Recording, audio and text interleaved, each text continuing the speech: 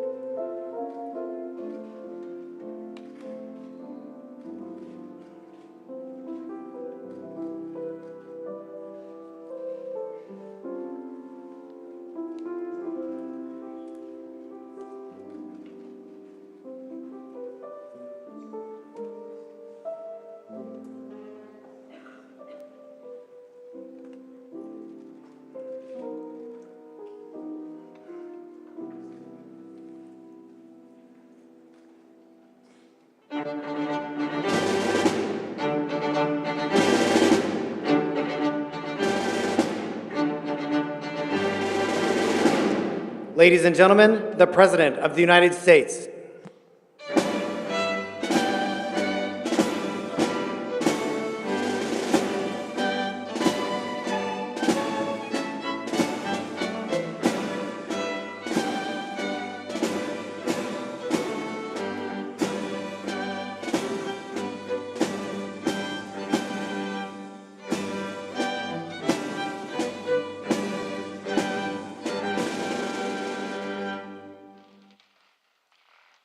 Mr. President, distinguished guests, the writer of sacred scripture declares, "Be strong and courageous. Do not be afraid. Do not be discouraged, for I will be with you wherever you go." Ladies and gentlemen, please join me as we mark this very special occasion in a word of prayer. Gracious and merciful Lord, you are the giver of life, the igniter of faith, provider of hope, and author of love. Mighty One, O Ancient of Days, you have commanded us to be strong and courageous in life or in death, because you are always with us. Receive your servant's most humble prayer as we gather today to remember, honor, and celebrate 4 selfless exemplars of unquestioned, strong, and courageous valor. Staff Sergeant Edward Kanishiro, Specialist Dwight Birdwell, Specialist Dennis Fujii, and Major John Duffy's strong and courageous actions in Vietnam inspire us all. Each of these men distinguished himself at the risk of their own lives above and beyond the call of duty. Lord, you provided our nation and our army a buffalo soldier imbued with the courage to believe we can, we will, the commitment of a cavalry raider who was prepared and loyal, the care of a combat medic to preserve life, and the character of a special forces warrior to free the oppressed. When our nation asked who will go, each of these men declared, "Here am I, send me." Today, a grateful nation bestows its highest honor to these men of valor who look not only to their own needs, but to the needs of others in time of extreme crisis. Almighty God, be present with us during this ceremony as we recognize the intrepid service of these heroes. Richly bless the recipients we honor today, along with the many family members, comrades in arms, and dear friends who support them. May the actions of these men in the crucible of combat inspire others to acts of personal courage and selfless service. Guide our nation and leaders. Preserve us all under the canopy of your everlasting love and care. It is in your majestic and mighty name I pray. Amen.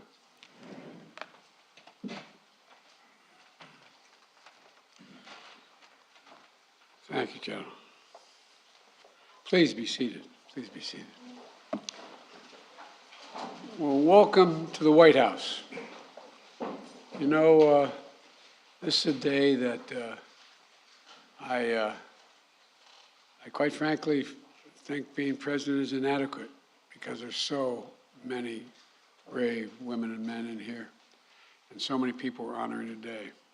Mr. Secretary, Chairman of the Joint Chiefs, senior military officers, thank you all for being here.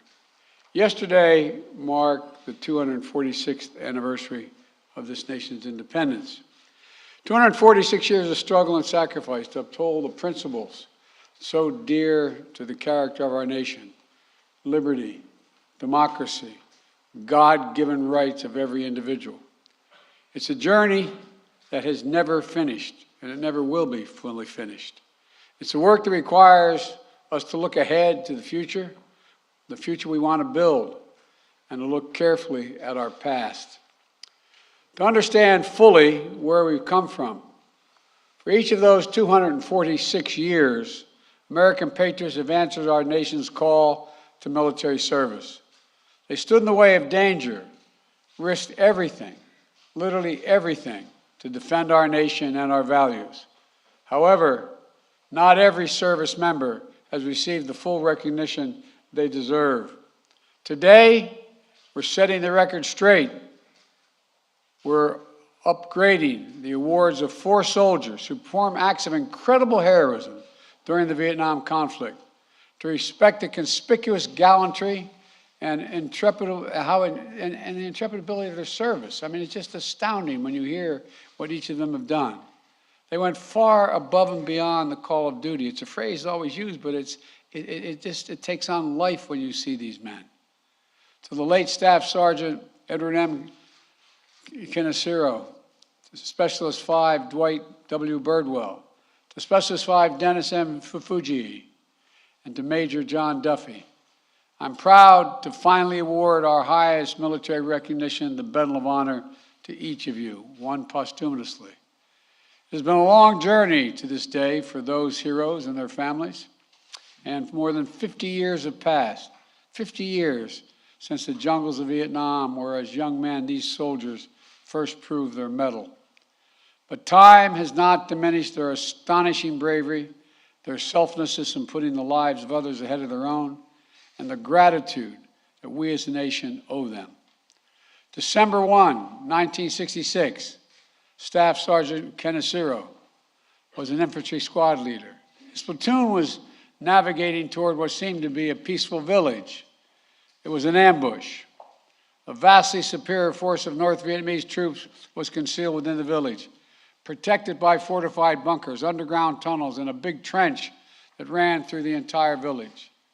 As Staff Sergeant Kanishiro led his squad to the east of the village, two other squads headed straight in, where the enemy opened fire on them with machine guns and small arms fire, killing the platoon leader, the point man, and pinning down two squads. Hearing the battle unfold, Staff Sergeant Kanishiro moved his squad toward the sound of the firing, where he quickly jumped into action. The machine gun fire suppressing his platoon mates was coming from a big trench. It had to be stopped. He ordered his men to take cover, and then he advanced alone toward the enemy position, armed with 6 grenades and his M16.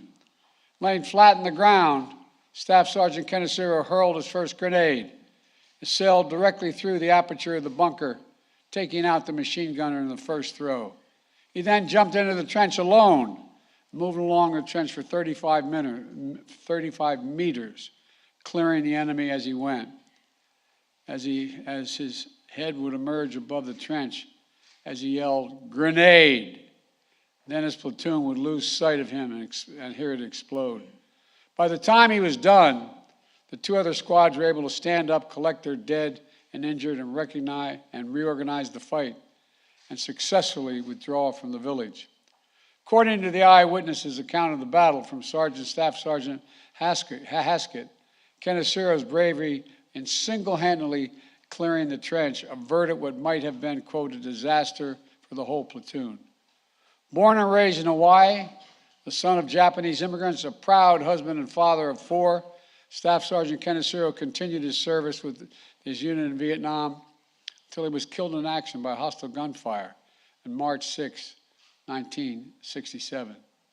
Today, his memory lives on in the lives he saved, in the legend of his fearlessness, and in the hearts of the family he left behind.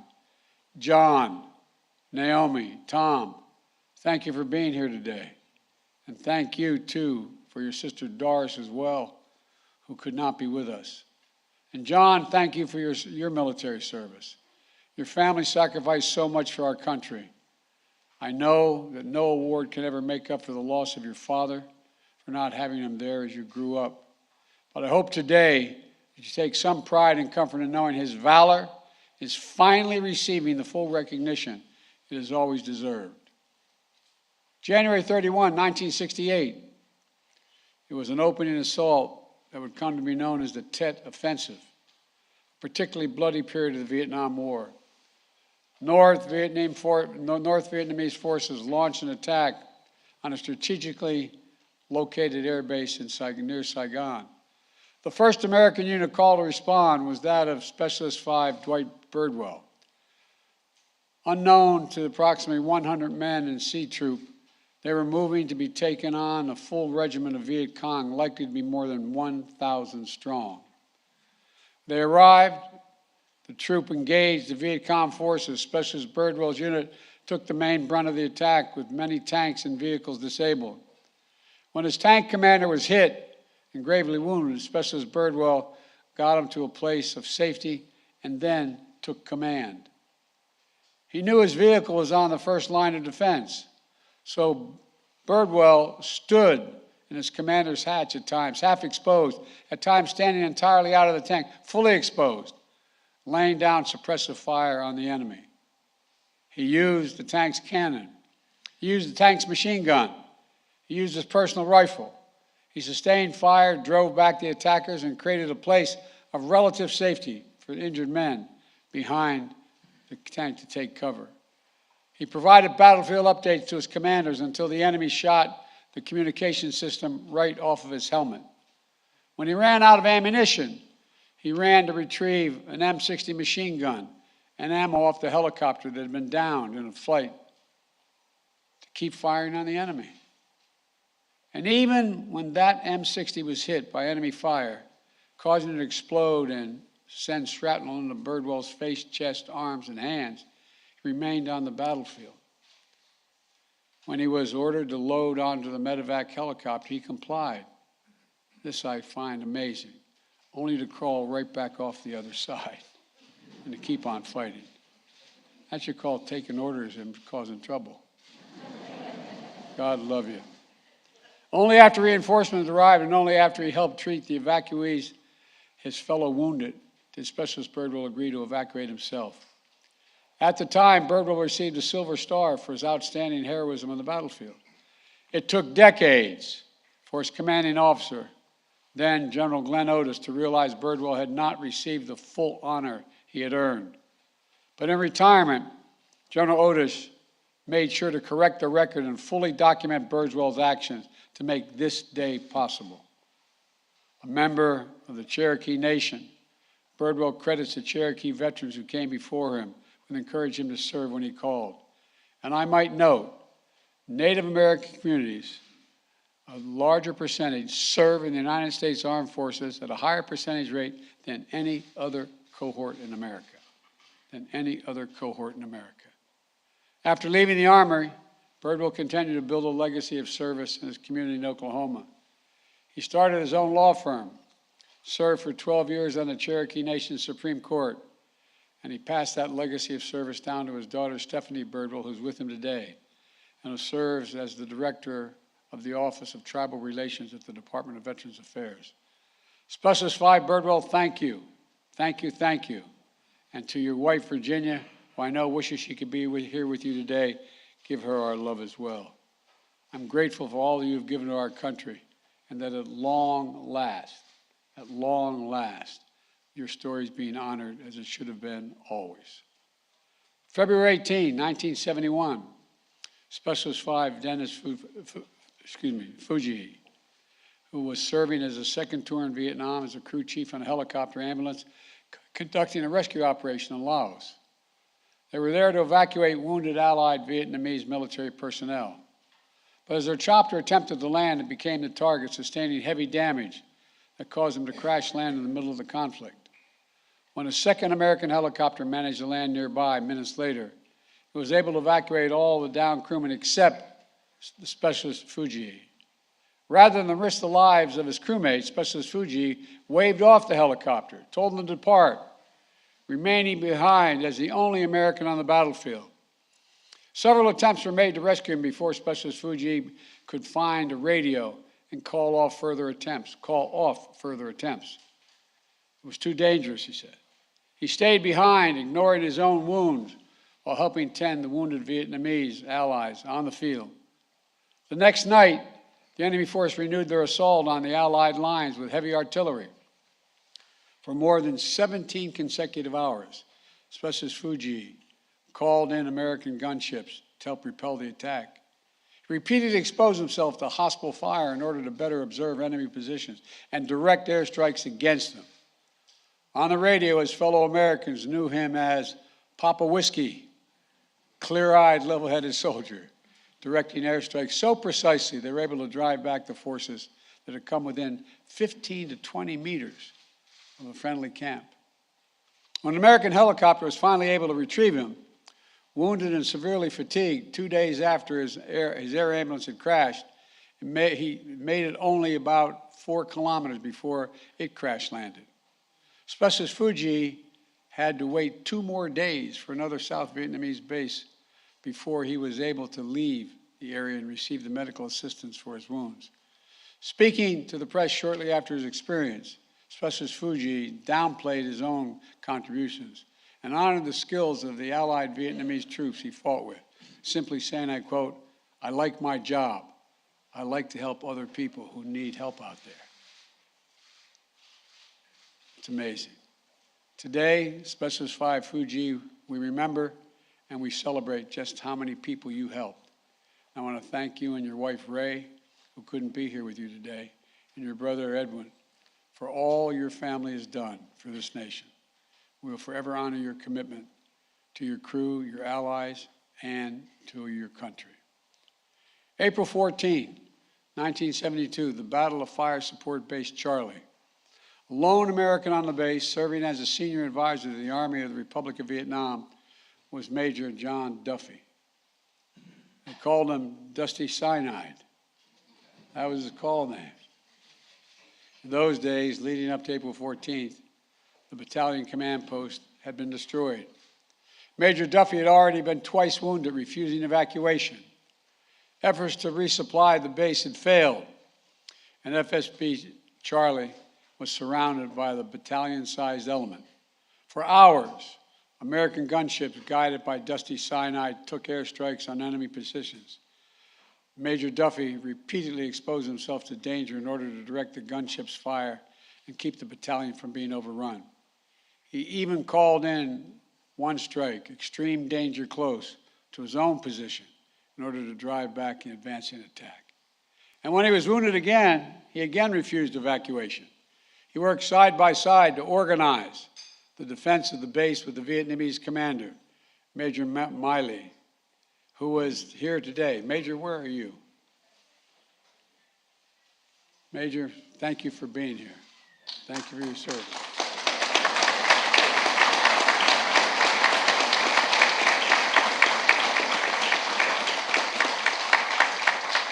It's an honor to have you here. When they finally had to abandon the base, Major Duffy volunteered to lead the rear squad and cover their retreat. And when the withdrawing soldiers were ambushed early on April 15th and many of the injured troops scattered, Major Duffy remained with those who were wounded, rallying them to make it to an established evacuation zone despite being constantly pursued by the Viet Cong. Upon reaching the exfiltration site, Major Duffy again made sure he was the last to board the helicopter. And finally, the airship was ready to depart. One of his Vietnamese allies was shot in the foot, causing him to fall backwards out of the helicopter. But Major Duffy caught him and dragged him back in on board with him, saving one more life along the way. Major Duffy served in the Army until 1977, completing 3 tours in Vietnam, numerous Special Forces assignments, and 20 years of faithful service to our country. After which he went on to a successful career as an author and was even nominated for a Pulitzer Prize for Poetry. He is the definition of a warrior poet, enduring devotion to those he served with and those who serve our nation still. Thank you, Major Duffy, for all that you've inspired in others. And as Commander-in-Chief, I know this is not only for those who wear the uniform of our nation who serve, it's your families as well. So Mary, thank you for all that you sacrificed over the years as well. To Marcus and Judd, I want to emphasize what you already know. Your grandpa's a hero, flat out, unadulterated hero. We're able to take these actions today to upgrade the awards and properly honor the duty and devotion of those soldiers. Thanks to individual dedication of those who serve with them. And because of a congressionally ordered review of the heroic action of Asian Americans, Native Americans, and Pacific Islanders, awarded the Distinguished Service Cross during the Korean and Vietnam Wars, to make sure we properly honor the contributions of Asian Americans, Native Hawaiians, and Pacific Islanders, and their service they've made over the years. We did a similar review of World War II era awards. It resulted in 22 Medal of Honors being awarded to Asian Americans, Native Hawaiians, and Pacific Islander service members who had previously been under-recognized, including a very close friend of mine, one of my closest friends and benefactors in the United States Senate, Danny Inouye, United States Senator. So I want to also thank the members of Congress who helped make this possible, ensure that the United States lives up to our promises, that for those who give their best for our country, we'll always, always give our best to you.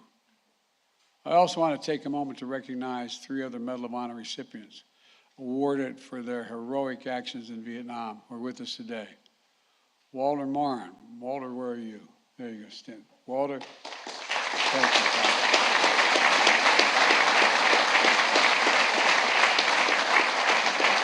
And James McLuhan.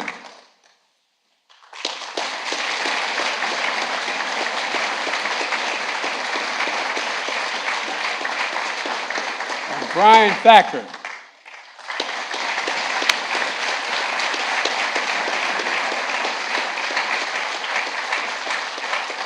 Thank you for being here to help us recognize these newest honorees. And I want to also note that last week we lost a giant in this community.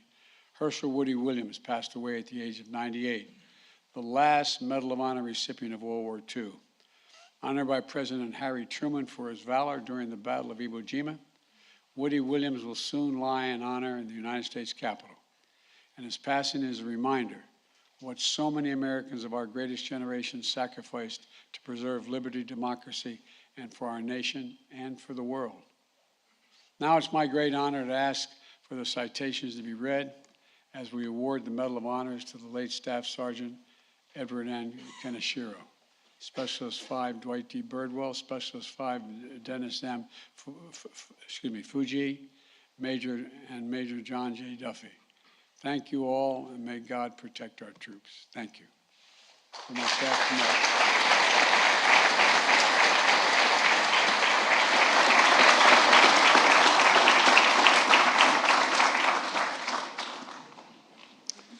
John Kanishiro, accepting on behalf of his father, Staff Sergeant Edward Kanishiro.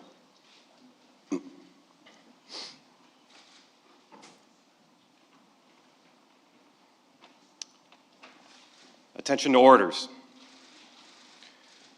The President of the United States of America, authorized by Act of Congress, March 3, 1863, has posthumously awarded, in the name of Congress, the Medal of Honor to Staff Sergeant Edward N. Kanishiro, United States Army, for conspicuous gallantry and intrepidity at the risk of his life above and beyond the call of duty. Staff Sergeant Edward N. Kanishiro distinguished himself by acts of gallantry and intrepidity above and beyond the call of duty while serving as an infantry squad leader with Troop C, 1st Squadron, 9th Cavalry, 1st Cavalry Division near Pha Hu 2, Kim Song Valley, Republic of Vietnam, on 1 December 1966. Not knowing that the village was heavily fortified with a fully bunkered and concealed trench system and garrisoned by the North Vietnamese troops and vastly superior forces, 2 squads of the platoon had deployed to its center, while Staff Sergeant Kanishiro and his squad scouted the more than open terrain to the east of the village. Sensing the opportunity to ambush the infantry squads, the entrenched enemy force erupted with machine gun and small arms fire against the 2 squads at the center of the village, killing the platoon leader and the point man, wounding 4 others, then successfully suppressing the surviving soldiers. Staff Sergeant Kanishiro moved with his men to the sounds of the fire, swiftly reading the situation, seeing that the fire from the trench had to be stopped if anyone was to survive. He first deployed his men to cover, then crawled forward to attack the enemy force alone. He began by throwing grenades from the parapet while flattened to the ground, successfully throwing the first grenade through the aperture of the bunker, eliminating the machine gunner who had opened the action. With 5 grenades remaining and his rifle to sustain the assault, Staff Sergeant Kanishiro jumped into the trench to sweep its length where it fronted the 2 pinned squads. Over the distance of about 35 meters, he worked the ditch alone, destroying 1 enemy group with rifle fire and 2 others with grenades. By the end, by the end of his sweep, the able-bodied survivors of the 2 squads were again standing and preparing to move the dead and wounded. Staff Sergeant Kanishiro's actions enabled the orderly extrication and reorganization of the platoon, which ultimately led to a successful withdrawal from the village. Staff Sergeant Kanishiro's conspicuous gallantry and uncommon heroism under fire are in keeping with the highest traditions of the military service and reflect great credit upon himself, his unit, and the United States Army. Signed, Joseph R. Biden, the President of the United States.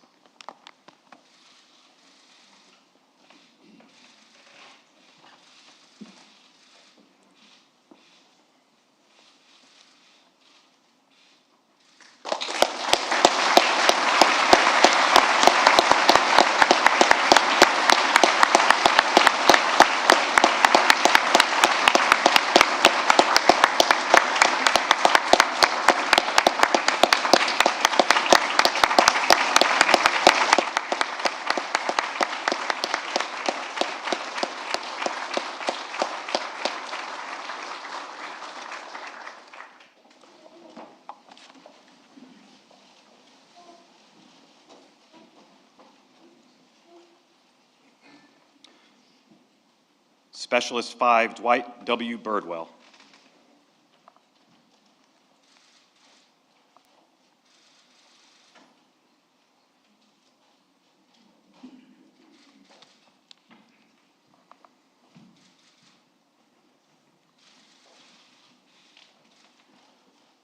Attention to orders.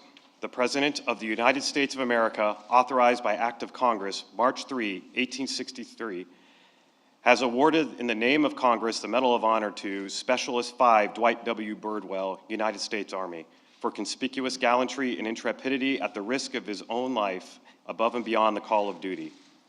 Specialist 5 Dwight W. Birdwell distinguished himself by acts of gallantry and intrepidity above and beyond the call of duty while serving with C Troop, 3rd Squadron, 4th Cavalry, 25th Infantry Division in the Republic of Vietnam on 31 January 1968. On this date, C Troop was ordered to move south to help repel an enemy attack on Ton Son Nhut Air Base. As the C Troop column of tanks and armored personnel carriers approached the west gate of Ton Son Nhut Air Base, it became under intense enemy fire from a building at its right. Unbeknown to C Troop, it had driven directly into an enemy force consisting of 3 battalions. The column tried to push through the initial attack, but the lead tank, crippled by rocket-propelled grenade explosions, was blocking the way forward. C Troop immediately came under heavy enemy fire from both sides of the road. Specialist 5 Birdwell, upon seeing that his tank commander was wounded by enemy fire, immediately went to his aid. Under intense enemy fire, he lowered the injured tank commander to the ground and moved him to safety. Specialist 5 Birdwell then, with complete disregard for his own safety, mounted the tank and assumed the tank commander's position. Standing in the tank commander's hatch with the upper half of his body exposed to heavy enemy fire, Specialist 5 Birdwell used the enemy tank's 50 caliber machine gun and 90 millimeter main gun to suppress the enemy attack. With ammunition for the 90 millimeter main gun exhausted, he continued to fire the 50 caliber machine gun until it overheated. At this point, Specialist 5 Birdwell, rather than abandoning his position, continued to engage the enemy with his M16 rifle, sometimes exposing his entire body to fire in order to engage the enemy from a better vantage point. When a U.S. helicopter crashed nearby, Specialist 5 Birdwell, under withering enemy fire, dismounted and moved to the helicopter where he retrieved 2 M60 machine guns and ammunition. After giving 1 M60 and ammunition to a fellow soldier, he remounted his tank and used the other M60 to again engage the enemy. Specialist 5 Birdwell continued to engage the enemy with complete disregard for his own safety until the M60 he was firing was hit by enemy fire. Specialist 5 Birdwell, now wounded in the face, neck, chest, and arms, dismounted the tank but refused to be medically evacuated. Instead, Specialist 5 Birdwell, under enemy fire, rallied fellow soldiers to advance toward the front of the armored column where they set up a defensive position by a large tree. From this position, he and the other soldiers engaged the enemy with M16 fire and grenades. As the enemy fire lessened, Specialist 5 Birdwell gathered ammunition from disabled vehicles and helped wounded soldiers move to safer positions. His leadership and tenacity under fire inspired the other C Troop soldiers to continue fighting against the superior enemy force and directly contributed to the enemy's ultimate defeat. Specialist 5 Birdwell's extraordinary heroism and selflessness above and beyond the call of duty were in keeping with the highest traditions of military service and reflect great credit upon himself, his unit, and the United States Army. Signed, Joseph R. Biden, the President of the United States.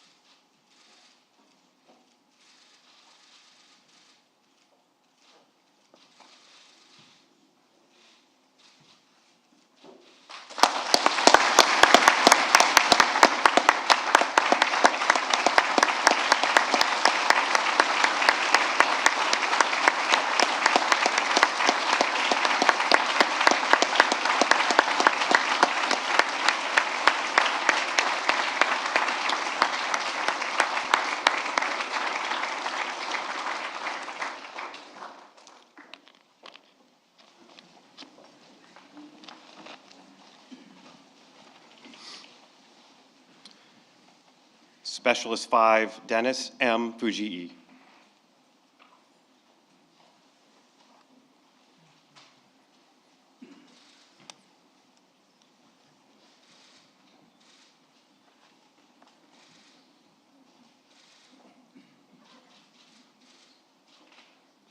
Attention to orders.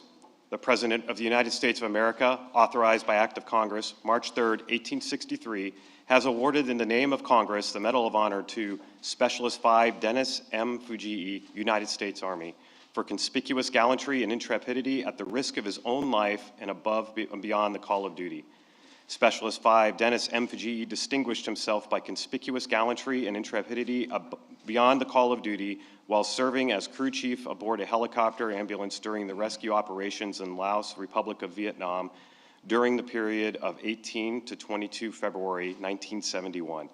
Specialist 5 Fujii was serving with the 237th Medical Detachment, 61st Medical Battalion, 67th Medical Group. The team's mission was to evacuate seriously wounded Vietnamese military personnel from the midst of a raging battlefield. The aircraft's primary approach, the bullet-infested landing zone, was thwarted by heavy volumes of enemy fire directed at the specialist's helicopter.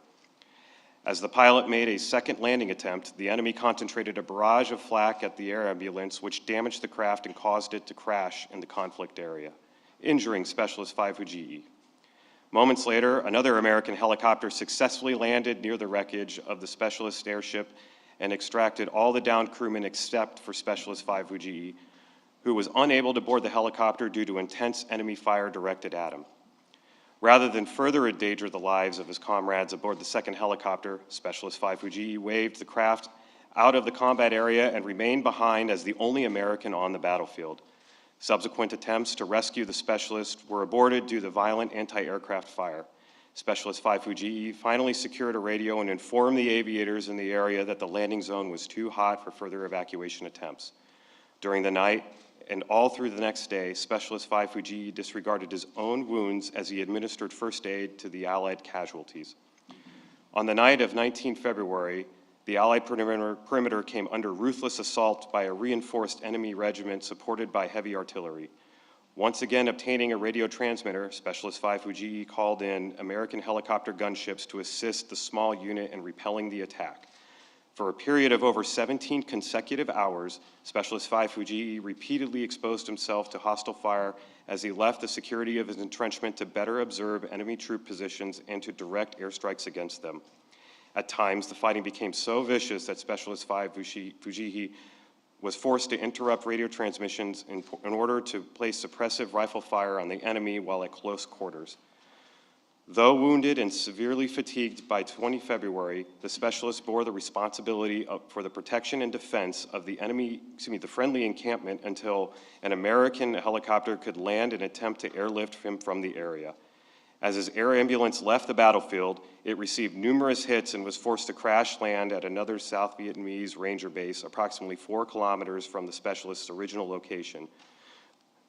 The totally exhausted Specialist 5 Fujii remained at the Allied camp for 2 more days until yet another helicopter could return him to Phao Bay for medical assistance on 22 February. Specialist 5 Fujii's extraordinary heroism and devotion to duty were in the keeping of the highest traditions of military service and reflect great credit upon himself, his unit, and the United States Army. Signed, Joseph R. Biden, the President of the United States.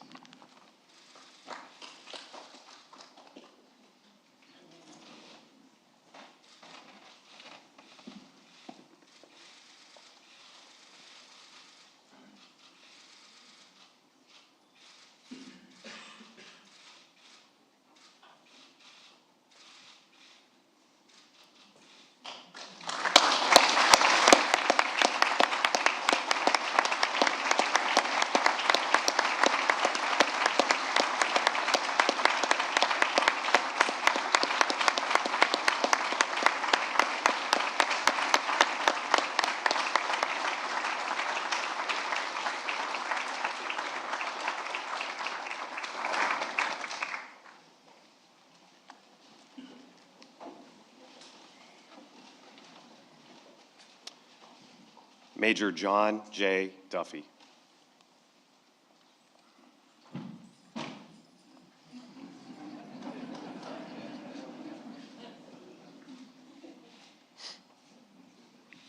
Attention to orders. The President of the United States of America, authorized by Act of Congress, March 3rd, 1863, has awarded in the name of Congress the Medal of Honor to Major John J. Duffy, United States Army, for conspicuous gallantry and intrepidity at the risk of his own life above and beyond the call of duty.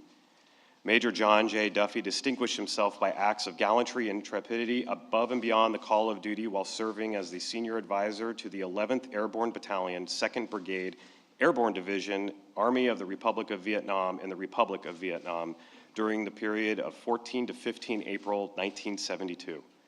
In the 2 days preceding the events of 14 to 15 April 1972, the commander of the 11th Airborne Battalion was killed, the battalion command post was destroyed, and Major Duffy was twice wounded but refused to be evacuated. Then on 14 April, Major Duffy directed the defense of Fire Support Base Charlie, which was surrounded by a battalion-sized enemy element. In the morning hours, after a failed effort to establish a landing zone for resupply aircraft, he moved close to the enemy anti-aircraft positions to call in airstrikes. At this time, Major Duffy was again wounded by fragments from a recoilless rifle round and again refused medical evacuation. Shortly thereafter, the enemy began an artillery bombardment on the base, and he remained in an exposed position to direct gunships onto enemy positions, which eventually silenced the enemy fire. Following the bombardment, Major Duffy assessed the conditions on the base and personally ensured the wounded friendly foreign soldiers were moved to positions of relative safety, and the remaining ammunition was appropriately distributed to the remaining defenders. Shortly thereafter, the enemy resumed indirect fire on the base, expending an estimated 300 rounds. Nevertheless, he remained in an exposed position to direct gunship fire on the enemy positions. In the late afternoon hours, the enemy began a ground assault from all sides of the fire base, and Major Duffy moved from position to adjust fire, spot targets for artillery observers, and ultimately to direct gunship fire on a friendly position which had been compromised. As the evening wore on, it became clear that the defenders could not withstand the overwhelming enemy forces, and he began to organize an evacuation of the fire base under the cover of night. With the goal of a complete withdrawal, Major Duffy was the last man off base, remaining behind to adjust covering fire from gunships until the last possible moment. When the acting battalion commander was wounded, he assumed command of the evacuation and maintained communication with available air support to direct enemy fire on the enemy. In the early morning hours of 15 April, the enemy ambushed the battalion, inflicting additional casualties and scattering some of the able-bodied soldiers. Major Duffy organized defensive positions during the ambush and ensured the friendly foreign forces could successfully repulse the enemy. After withstanding the ambush, he led the evacuees, many of whom were significantly wounded, to an established evacuation area, despite continually being pursued by the enemy. Upon reaching the exfiltration site, Major Duffy directed gunship fire on the enemy positions and marked a landing zone for the helicopters. Only after ensuring all of the evacuees were on board did Major Duffy board while also assisting a wounded friendly foreign soldier in with him. Once on board, he administered aid to a helicopter door gunner who had been wounded during the evacuation. Major Duffy's extraordinary heroism and selflessness above and beyond the call of duty were in keeping with the highest traditions of military service and reflect great credit upon himself, his unit, and the United States Army. Signed, Joseph R. Biden, President of the United States.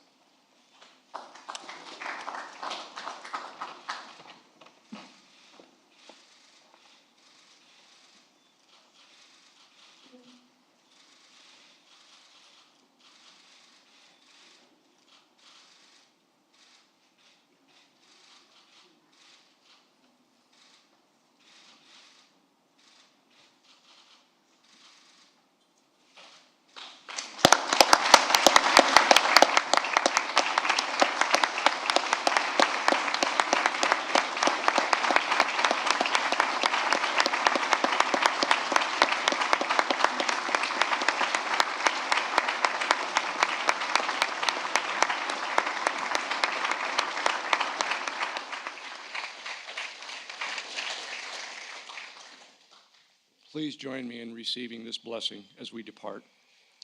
Most holy God, thank you for the lives of these men who inspire and challenge us to extraordinary acts of service. May each of us dare to follow the examples of the warriors in the face of seemingly insurmountable moments of danger and crisis and be like them in kind. Bless Specialist Birdwell, Specialist Fujii, Major Duffy, and the Kanishiro family, as the names of these men are forever etched into our nation's proud history and the pantheon of heroes who have gone before.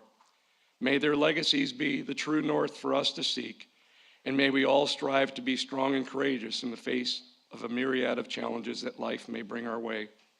Keep the lamp of liberty burning bright and our nation strong. It is in your holy and mighty name I pray. Amen.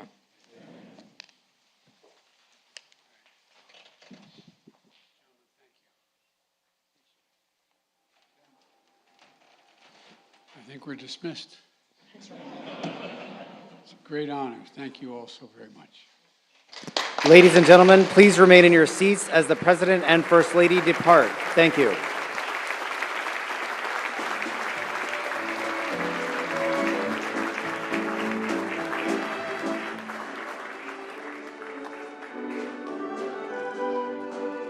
Mr. President, do you plan to go to Highland Park, sir? Do you and the First Lady plan to visit Chicago? Mr. President, will you visit Highland Park? Are you concerned about your performance in the midterms?